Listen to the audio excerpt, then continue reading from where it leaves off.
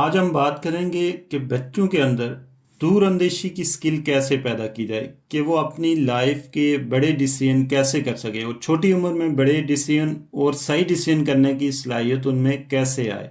अक्सर औक़ात हम भी ये चीज़ कहते हैं कि काश ये काम मैंने उस टाइम सीखा होता तो आज मुझे ये फेस ना करना पड़ता। ये जो काश का लफ्ज़ होता है ना, ये शो करता है कि हमारी लाइफ में जो डिसीजन थे वो टाइम पे नहीं किए गए। वो टाइम के बाद हमें पता चला कि ये काम मुझे उस टाइम करना चाहिए था। अगर हमारे अंदर भी एक सलाहियत होती लॉन्ग टर्म डिसीजन लेने की, दूरअंदेशी की सलाहियत होती, तो हम भी वही काम आज से 6 साल पहले कर लेते और आज हमें वो काश का वर्ड यूज़ करने की ज़रूरत ना पड़ती। इसलिए अपने बच्चों में कुछ बातें ऐसी लाएं जो आज मैं आपसे डिस्कस करूंगा ताकि उनमें दूरअंदेशी की स्किल पैदा हो। उनमें सबसे पहले घर के फैसलों में बच्चों को शामिल करें। अक्सर औक़ात हम ये कर लेते हैं कि जब भी घर में कोई डिसीजन होता है, कोई किसी मामले पे बातचीत होती है, तो हम बच्चों को साइड पे कर लेते हैं कि बेटा ये बात आपके मुतालिक नहीं है, आप बाहर चले जाओ, आप खेलना शुरू हो, आप अभी बच्चे हो।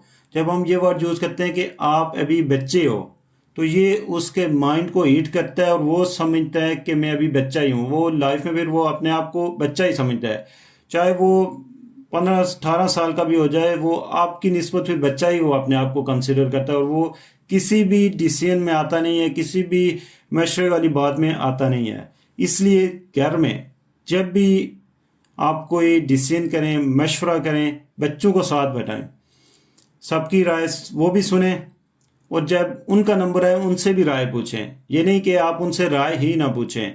जब आप उनसे राय नहीं पूछेंगे, स्किप करेंगे, तो ये भी उनके कॉन्फिडेंस को, उनकी जो अंदर से सलाहियत उभरनी थी उसको दबा देगा। उनसे मशवरा लें, उनका जो मशवरा होगा उसको अप्रिशिएट करें। ये नहीं कि अगर मशवरा, ऑब्वियसली वो इतना कोई अच्छा नहीं दे सकेंगे उस स्टेज में, लेकिन जब अगर आप सारे उस पर हंसना शुरू हो जाएं या उससे किस्म की फील हो कि ये सारे मुझे क्रिटिसाइज करना शुरू हो गए, तो वो दूसरी तरह कभी मशवरा नहीं देगा।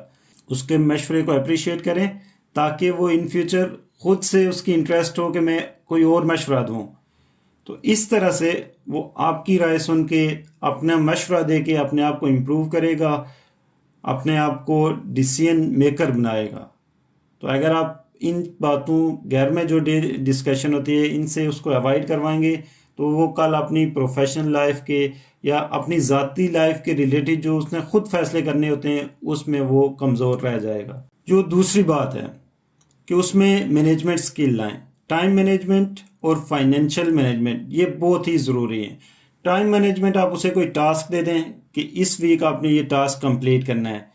शुरू में वो नहीं कर सकेगा, आप उसे फिर रेगुलरली चेक करते जाएं, आस्ता आस्ता उसमें ये एक स्किल पैदा हो जाएगी। इसी तरह फाइनेंशियल मैनेजमेंट, आप उसे ऐसा कर सकते हैं कि जो डेली आप एक्सपेंस देते हैं स्कूल जाने के लिए या जिस चीज़ का भी एक्सपेंस है, वो डेली के बजाय आप उसे मंथली कर लें और उससे बता दें कि ये आपके पास एक मंथ का एक्सपेंस है, आपने इसको इस तरह से यूटिलाइज करना है कि पूरा मंथ आपके पास ये चलता रहे।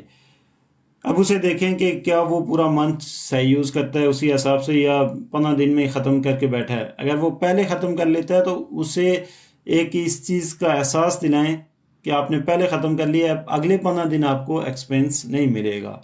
इस तरह से उसे ये फील होगा कि ये जो मुझे एक्सपेंस मिला था ये एक मंथ का, मैंने इसकी मैनेजमेंट सही नहीं की। फिर आप बच्चों को जब शॉपिंग पे जाएं, साथ ले जाएं, उन्हें कुछ पैसे दें कि ये चीज़ आज आपने ख़रीदनी है, ताकि बच्चों को कुछ चीज़ें ख़रीदने के हवाले से आइडिया हो, उनके रेट्स पता चलें। इस तरह से बच्चों में एक जो स्किल होगी फाइनेंशियल मैनेजमेंट की और जो अच्छी चीज़ें ख़रीदने की या चीज़ की ख़रीदो फरोख्त के हवाले से, वो भी आती जाएगी। नंबर 3, आप बच्चों को सक्सेसफुल पीपल और एक्सपीरियंस्ड पीपल की महफिल में बैठाएं, उनकी बात सुनने का उन्हें मौका दें और पॉसिबल हो तो उनकी सक्सेस लाइफ की जो सक्सेस स्टोरीज हैं और उसमें जो डिफ़िकल्टीज आएँ वो उनकी ज़बानी बच्चों को सुनने का मौका दें।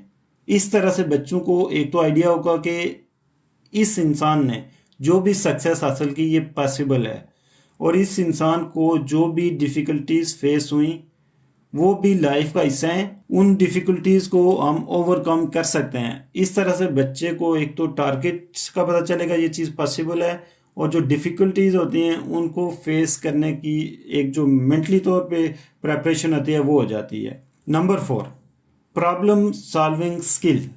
बच्चों को कोई भी डिफ़िकल्टी हो, फॉर एग्जांपल अगर बच्चा स्कूल जाता है, बच्चे को कोई टॉपिक नहीं आता, ये स्टेज होता है कि उसे वो प्रॉब्लम खुद सॉल्व करवाएं।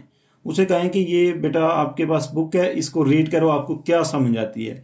फिर उसे खुद समझाने के बजाय, आज टेक्नोलॉजी का दौर है, उसे थोड़ा उस डायरेक्शन में लगाएं कि आप इंटरनेट का यूज़ करो, ये यूट्यूब है, ये गूगल है, ये दूसरा प्लेटफॉर्म है, यहाँ से सर्च करो, आपको सारी चीज़ समझ आ जाएगी। बच्चे से वो टॉपिक या किसी काम में कोई उसे प्रॉब्लम आ रही है स्टडी के अलावा, उसे खुद सर्च करने की हैबिट डालें कि वो सर्च करके कोई चीज़ खुद से सॉल्व कर सके। जब इस तरह से बच्चा कोई सर्च करके खुद चीज़ सॉल्व करेगा, तो कल लाइफ के जितने भी डिफ़िकल्ट प्रॉब्लम होंगे उसमें एक नेचर बन जाएगी कि वो प्रॉब्लम सॉल्व खुद कर सकता है। नंबर 5, बच्चे से आइडियाज़ लें। छोटे कामों में आइडियाज़ लें कि बेटा इस काम के मुतालिक आपका क्या ख्याल है, क्या आइडिया है आपके पास, ये काम कैसे करना चाहिए। रैंडमली बच्चा कह देगा कि इस तरह से कह दें। अब सिर्फ इतना ही काफ़ी नहीं है, अब बच्चे को एक डायरेक्शन में लाना है। तो उसके लिए ज़रूरी है कि बच्चे से पूछें कि इस काम का हमें क्या फ़ायदा होगा, आपका जहन में क्या प्लान है कि हम ये काम इस तरह से करेंगे और ये फ़ायदा हो। अब बच्चा अगर आगे वो प्लान बता देता है कि आप ये करेंगे, ये इसका फ़ायदा होगा, इस तरह से करेंगे, ये नुकसान है, तो इसका मतलब बच्चे की जो उस आइडिया के मुतालिक प्रेपरेशन थी वो सही है, ये बहुत बेस्ट चीज़ है। लेकिन अगर बच्चा सिर्फ एक आइडिया रेंडमली दे देता है कि आप ये करें और उससे आगे वो कुछ भी नहीं बता सकता, इसका मतलब बच्चा एक तुक्का लगा रहा है। ये तुक्के से बच्चे को निकालना है ताकि उसकी जो बात हो उस पर उसकी वर्किंग हो। वो लॉन्ग टर्म जब अपने डिसीजन लेगा तो वो वर्क करके ले, ये नहीं कि वो तुक्का लगाता रहे कि हाँ मैं ये काम करूँगा तो ठीक है देखते हैं क्या होता है। ये नहीं, पहले उसकी वर्किंग होनी चाहिए। वर्किंग के बाद कोई ना कोई अप्स डाउन आ जाते हैं, वो पॉसिबिलिटी है, लेकिन वर्किंग एटलीस्ट होनी चाहिए। नंबर 6, बच्चों को ट्रैवल भी करवाएं ताकि वो डिफरेंट ऑब्जर्वेशन कर सकें, वो कंपैरिजन कर सकें कि उनके पास क्या मौजूद है और दुनिया में बाकी जगह क्या मौजूद है। उनका नेटवर्क बिल्ड होगा, डिफरेंट जगह लोगों से मिलेंगे, डिफरेंट चीज़ें सीखेंगे। इस तरह से बच्चों का एक्सपीरियंस और एक्सपोजर बढ़ेगा, उनमें क्रिएटिविटी आएगी, वो कंपैरिजन स्टडी कर सकते हैं। और लास्ट और सबसे जो इम्पोर्टेंट है कि बच्चों का अकीदा भी स्ट्रांग करें। बच्चों को हुजूर सल्लल्लाहु अलैहि वसल्लम की सीरत समझाएं, उनके सब्र की एग्जाम्पल दें, और उस सब्र की एग्जाम्पल का जो 5 साल बाद 10 साल बाद जो आउटकम आई, और उन्हें बताएं कि आपके सब्र की वजह से कितने लोग बाद में मुसलमान हुए।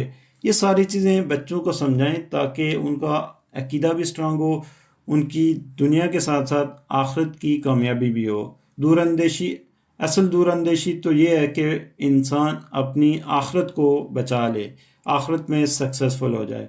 तो असल दूरअंदेश इंसान तो वही है। अगर हम अकीदा पे वर्क नहीं करेंगे तो इसका मतलब ये होगा कि हमने उससे दुनिया में तो कामयाबी की तरफ चीज़ें सिखा ली, लेकिन हमने जो उसकी असल कामयाबी वाली बात थी उसकी तरफ लगाया ही नहीं। इसलिए ये सबसे इम्पॉर्टेंट और आखिरी पॉइंट है, इस पे लाजमी फोकस कीजिएगा।